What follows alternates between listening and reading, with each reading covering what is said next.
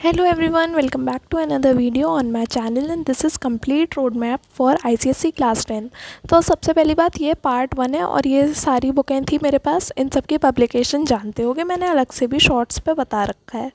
Plus मैं एक और बात बता दूँ, ये वीडियो 2 पार्ट्स में है। एक में टाइम मैनेजमेंट वगैरह होगा और एक में बेसिक इन्फॉर्मेशन और सिलेबस कितना कम्प्लीट हो जाना चाहिए, वरना ये वीडियो बहुत लॉन्ग हो रहा था, इसलिए मैंने इसे 2 पार्ट्स में किया है। तो सबसे पहले अगर मैं बेसिक इन्फॉर्मेशन से स्टार्ट करूं तो फिर एक बात तो सबको पता ही होनी चाहिए कि हमारे कितने सब्जेक्ट्स होते हैं टोटल। हमारे टोटल 6 सब्जेक्ट्स होते हैं जो कि तुम्हारी मार्कशीट में आएंगे 10th की में। सबसे पहले देखो मैथ्स होता है। अगर मैं मतलब पूरे बता दूँ, 80 नंबर का तो देखो 80 मार्क्स का एग्ज़ाम आता है, 20 मार्क्स होते हैं इंटरनल असेसमेंट के, ठीक है ना। इंटरनल असेसमेंट अगर पता हो तो मैं वही फाइल जो तुम्हारी मैम बनवा रही हैं अभी तुमसे, वो एग्जामिनर आता है, चेक करता है, वाइवा वगैरह नहीं लिया जाता है, बस यही होता है। तो फिर ठीक है। अब दूसरा सब्जेक्ट कौन सा है? दूसरा है हिंदी। इसका भी 80 मार्क्स का होता है और 20 मार्क्स की फ़ाइल होती है, फ़ाइल ही बनवाते हैं। तीसरा सब्जेक्ट मैं बता दूं तो एक होता है ऑप्शनल सब्जेक्ट, होता है ये तुम्हारा या कंप्यूटर या फिर फिज़िकल एजुकेशन, ये 2 होते हैं बच्चों के पास। तो फिर ये 100 मार्क्स का होता है और 100 मार्क्स की उसकी थ्योरी होती है, 100 मार्क्स का पेपर आता है इसका। फिर चौथा इंग्लिश होता है जो कि लिटरेचर प्लस लैंग्वेज को मिला के उसका एवरेज किया जाता है, ऐसे कैलकुलेट होता है इंग्लिश के मार्क्स। तुमने मेरा रिज़ल्ट देखा होगा तो उसमें एवरेज ही काउंट होता है। फिर अगर हम बात करें 5वें सब्जेक्ट की तो वो हो गया एसएसटी, जो कि ये दोनों बुक्स हैं मेरे पास, एसएसटी की, एक ज्योग्राफी की एक हिस्ट्री की। तो ऐसे होता है। फिर अगर मैं और बात करूं, फिर लास्ट सब्जेक्ट जो आ गया 6 सब्जेक्ट, वो हो गया हमारा साइंस। तो फिर वही फिज़िक्स केमिस्ट्री बायो, और इन सब में मैं रिकमेंड करूँगी कि पीसीएमबी में तो कंसाइज की बुक ही लेना, और मतलब वैसे भी ले लेना। और अगर अब मैं तुम्हें बात बताऊं बेस्ट 5 मार्क्स कैलकुलेशन की, ये एक ऐसा टॉपिक है जिसमें बच्चों को बहुत ज़्यादा कन्फ्यूजन होता है कि कैसे मार्क्स कैलकुलेट होते हैं। तो अब ध्यान से सुनते जाना।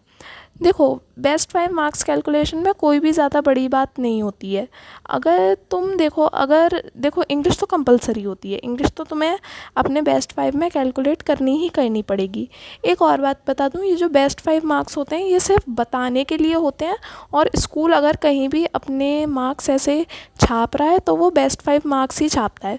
अब मेरी देखो, अब तुम मेरा रिज़ल्ट देखो, इसमें देख रहे हो, इसमें मेरे सबसे कम मैथ्स में है, तो फिर ये मेरे बेस्ट 5 में नहीं था, ठीक है। इंग्लिश हमेशा लेना ही लेना, अगर तुम्हारे इंग्लिश में सबसे कम है तो तुम्हें लेनी पड़ेगी। अब ये क्या है, ये 10 ईयर्स की बुक है, 10 ईयर्स क्वेश्चन पेपर की। ये मैं इसलिए दिखा रही हूँ जिससे कि तुम्हें एक आइडिया लग जाए कि ओसवाल की बुक में कैसे आंसर्स है और कैसी बुक दी हुई है। ये सिर्फ मैं इसलिए दिखा रही हूँ। और मैं एक और बात कहूँगी, चाहे तुम किसी भी सब्जेक्ट की क्वेश्चन बैंक वगैरह ख़रीदो या फिर ना ख़रीदो, लेकिन 10 ईयर्स की एक किताब किसी की भी ख़रीद लेना।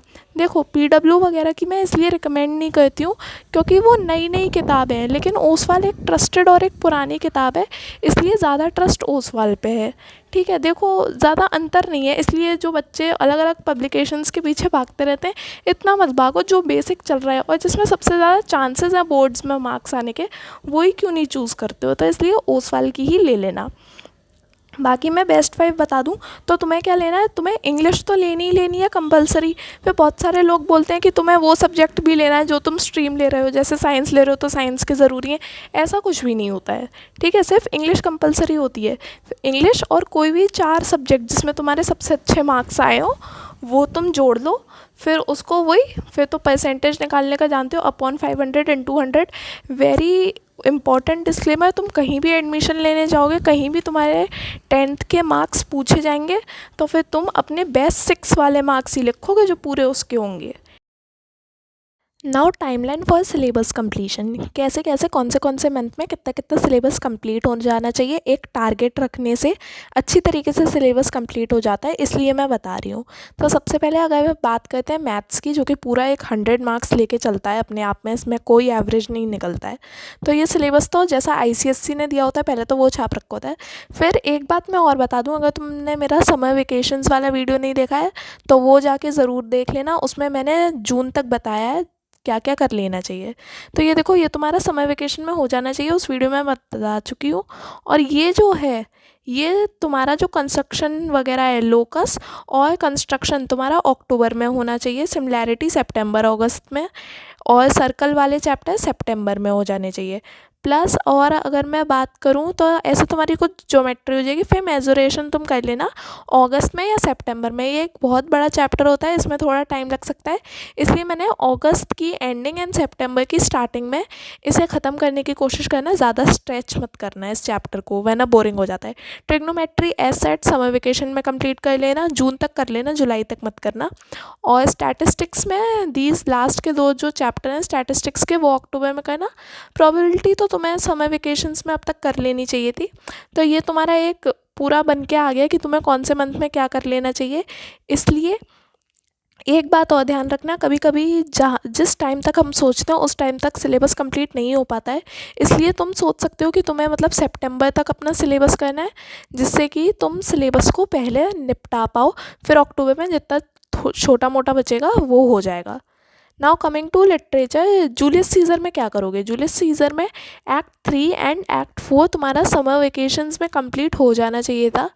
और जो एक्ट 5 है वो तुम देखो, तुम सितंबर तक भी कर सकते हो, लेकिन मैंने ये इसलिए बोल रही हूँ क्योंकि इसमें टाइम लग जाता है करते करते, इसलिए। और बाकी की अगर मैं चैप्टर्स वगैरह की बात करा दूँ, 3 चैप्टर्स, जैसे ये 3 पोएम है, ये समर वेकेशन में हो जानी चाहिए। और ये जो बाकी की दोनों बची हुई पोएम है, ये तुम्हारी अगस्त में कर लेना, सितंबर में नहीं। सितंबर में जूलियस सीज़र करना आराम से, अगस्त में कर लेना। और इसमें मैं बता दूं तो ऐसे ही सेम 3 वो हो जाने चाहिए चैप्टर, और बाकी के 2 तुम अगस्त में कर लेना। तो देखो, अगस्त में 2 पोएम 2 चैप्टर बहुत है करने को, और अभी तुम्हारा ये सब हो जाएगा जितना मैंने बता दिया समर वेकेशन में। फिर आखिरी में सितंबर में तुम्हारे पास बचेगा जूलियस सीज़र, तो ऐसे तुम आसानी से कंप्लीट कर सकते हो। और एट दी एंड फिर कुछ बच जाए तो फिर वो तुम अक्टूबर में कंप्लीट कर सकते हो। तो ऐसे तुम्हारा एक अच्छा सा इंग्लिश का भी रोड मैप बन गया है। लैंग्वेज तो देखो तुम्हें पूरे टाइम करनी है, इसलिए मैंने लैंग्वेज का अलग से कुछ बताया नहीं हुआ है। तो अगर अब मैं आगे बात करूँ, हिंदी की बात करूँ, तो हिंदी में मैं सीरियसली बताऊँ, तुम मेरा वीडियो देख लेना हिंदी का जो मैंने अपलोड किया हुआ है, उसमें तुम्हें सब पता चल जाएगा हिंदी के बारे में। वॉट आई थिंक इज़, ये सारी पोएम्स एंड सारे चैप्टर्स तुम्हें कर लेने चाहिए इन्हीं समर वेकेशंस में। और बाकी के जो 2 बच जाएंगे वो तुम कभी भी कर लो। मैंने अक्टूबर लिख दिया, लेकिन अगर तुम इन्हें एग्ज़ाम से एक दिन पहले भी पढ़ते हो, सो इट्स ईजी, और ऐसे ही चल जाता है काम। हिंदी में आई एम लिटरली सेइंग, पहले से करने की ज़्यादा ज़रूरत पड़ती ही नहीं है, कुछ भी करने की ज़रूरत नहीं पड़ती है हिंदी में, बस एक ऐसे लिखने की ज़रूरत पड़ती है रोज़, वो मैं बहुत सारे वीडियोज़ में बता चुकी हूँ। तो that's it for Hindi. Hindi का वीडियो देख लेना, और जो जैसा भी सिलेबस है, बस 15 मिनट बैठना, एक चैप्टर खोल लेना, ऐसे तुम्हारा हो जाएगा। कमिंग वेरी इंपॉर्टेंट, फिजिक्स, बहुत इंपॉर्टेंट सब्जेक्ट, सबसे टफ पेपर किसी का आता है तो फिजिक्स का आता है। तो एज सेट, पहले के जो 6 चैप्टर है लाइट वाले यूनिट तक समर वेकेशंस में कंप्लीट हो जाना चाहिए। फिजिक्स के बारे में ध्यान से सुनना, ये बहुत टाइम कंज्यूमिंग होता है। फिर साउंड की मैं बात करूँ तो फिर जुलाई में। लेकिन एक बात ध्यान रखना, अभी मैं इधर लिख दे रही हूँ कि जैसे जो करंट इलेक्ट्रिसिटी वाला है वो तुम अगस्त सितंबर में कर सकते हो। फिर उसके बाद इलेक्ट्रोमैग्नेटिज्म हो गया, ये भी सितंबर में। फिर उसके बाद सितंबर या अगस्त में मैंने लिख दिया है। फिर कैलरीमेट्री और रेडियो एक्टिविटी कैसे करोगे, अक्टूबर में, लेकिन अक्टूबर में मत करना। अब ध्यान से बात सुनना, फिज़िक्स के लिए थोड़ा प्लान अलग होता है। तो देखो, 6 चैप्टर्स तो तुमने अभी तक निपटा लिए होंगे, ठीक है। फिर बात क्या बची, साउंड तुम कितने में कर लोगे, साउंड तुम आधे जुलाई में कर लोगे। फिर उसके बाद इलेक्ट्रिसिटी बड़ा चैप्टर है, ऐसा नहीं कि चैप्टर जल्दी करने के लिए तुम उसका कंसेप्ट आगे बढ़ा दो, ऐसे नहीं, उसको अगस्त तक कंप्लीट कर लेना। फिर अगस्त से लेके सितंबर और अक्टूबर तुम्हारे पास इन तीनों चैप्टर के लिए ये टाइम बचेगा। मैं ये बात कहूँगी कि तुम अगस्त में रेडियो एक्टिविटी कर सकते हो। देखो, तुम्हारा इलेक्ट्रिसिटी आधे में ख़त्म हो जाएगा, आधे अगस्त तक, अगर तुम जुलाई से स्टार्ट करोगे। फिर तुम रेडियो एक्टिविटी कर लेना आधे अगस्त में। फिर सितंबर और अक्टूबर में तुम्हारा इलेक्ट्रोमैग्नेटिज्म एंड कैलरीमेट्री हो जाएगा। इलेक्ट्रिसिटी को प्लीज़ अच्छे से करना, इसमें अब नॉर्मल क्वेश्चंस नहीं आते हैं न्यूमेरिकल वाले, लेकिन घुमा फिरा के बहुत क्वेश्चंस आते हैं, इसलिए मैंने ये बताया जिससे कि तुम्हारा अक्टूबर तक फुल शॉर्ट कंप्लीट हो जाए फिज़िक्स का सिलेबस, क्योंकि हर बच्चे का नहीं हो पाता है और मेरा भी नहीं हो पाया था। इसलिए फ़िज़िक्स सबसे ज़्यादा परेशान करती है as a subject, and paper भी सबसे ज़्यादा फिज़िक्स का मुश्किल आता है, लाइक नेक्स्ट लेवल पेपर। और इस साल भी 2026 में भी उम्मीद है बहुत बुरा पेपर आएगा। Now coming to chemistry. Chemistry में जैसे जैसे लिखा हुआ है वैसे, तो देखो अब मैं लेकिन एक बात बता दूं, जैसे मैंने बच्चों को देखा है वो काफ़ी स्पीड में कर रहे हैं, तो अभी तक तुम्हारा ABS हो जाना चाहिए था, और मैंने इधर लिख दिया है अगस्त तक एनालिटिकल, लेकिन तुम्हारा अगर अभी भी हो रहा है क्योंकि छोटा चैप्टर है तो कर लेना। मोल हो जाना चाहिए। और ऑर्गेनिक केमिस्ट्री की जैसे मैंने लिख रखा है ऑन गोइंग है सारे चैप्टर्स के साथ, तो तुम ये कर सकते हो within high to high time. अगर मैं बता दूं तो जुलाई के एंड तक पूरी ऑर्गेनिक केमिस्ट्री कर लेना, इंक्लूडिंग एवरीथिंग। फिर देखो कंपाउंड्स वगैरह सितंबर अक्टूबर में करना, 2 महीने पूरे पूरे लेके चलना कंपाउंड्स के लिए। और उसमें अगर तुम चाहो तो एनालिटिकल भी तभी कर सकते हो, लेकिन फिर इक्वेशंस बहुत ज़्यादा हो जाएंगी। ठीक है। प्रैक्टिकल वर्क जनवरी या फेब में करना, मैंने नोट्स प्रोवाइड कर दिए हैं, बस उन नोट्स को पढ़ना, बुक से पढ़ने की कोशिश मत कर लेना। प्रैक्टिकल केमिस्ट्री को बहुत अननेसेसरी चीज़ें दी हुई हैं, तो मैंने अब सारे चैप्टर्स का बता दिया है। और इलेक्ट्रोलिसिस और मेटलर्जी में याद रखना कि अगस्त तक तुम कर लेना। तुम्हारा ये सब हो गया होगा, फिर तुम देखो तुम्हारे फर्स्ट 5 चैप्टर्स हो गए, तुम्हारी ऑर्गेनिक साथ साथ चल रही है, फिर तुम इलेक्ट्रोलिसिस और मेटलर्जी कर लोगे, फिर उसके बाद तुम कंपाउंड्स कर लोगे। तो ये तुम्हारा एक केमिस्ट्री का तैयार हो गया कि तुम कैसे केमिस्ट्री कर सकते हो अच्छे से। प्रैक्टिकल वर्क मैं बता चुकी हूँ, सिर्फ मेरे नोट से करना, उससे मत करना। आई अश्योर यू कि इससे तुम्हारा काम हो जाएगा। फिर हिस्ट्री में याद रखना सिलेबस पढ़ना ही पढ़ना जो बोर्ड वालों ने दिया है, ये नहीं कि मतलब जितना बुक में दिया है सब करने लग गए। सारी बुक्स में, चाहे मॉर्निंग स्टार हो चाहे कोई सी भी पब्लिकेशन हो, अननेसेसरी बहुत ज़्यादा दिया हुआ है। तो फिर सबसे पहली बात, ये जो फर्स्ट 2 यूनिट्स हैं ऑफ सिविक्स, ये तुम्हारे हो जाने चाहिए थे अब तक। मैंने ऑनगोइंग लिख रखा है उसे, लेकिन अब तक हो जाना चाहिए था लिटरली। बाकी ये जो बचा रहेगा थर्ड वाला, वो अगस्त सितंबर में कर लेना।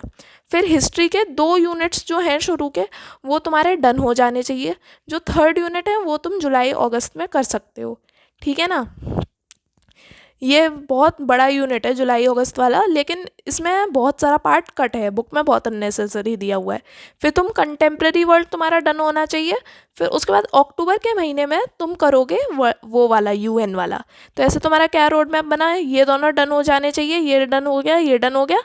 फिर उसके बाद कंटेम्प्रेरी वर्ल्ड भी डन हो चुका है तुम्हारा। फिर उसके बाद क्या करोगे, उसके बाद तुम करोगे ये गांधी वाला नेशनल मूवमेंट जुलाई से अगस्त में। फिर उसके बाद सिविक्स, फिर उसके बाद एंड में अक्टूबर तक तुम्हारा UN वाला चैप्टर हो जाएगा। तो ये हिस्ट्री का पूरा तुम्हारा पता चल गया कि कैसे कैसे कौन कौन से मंथ्स में कैसे करोगे।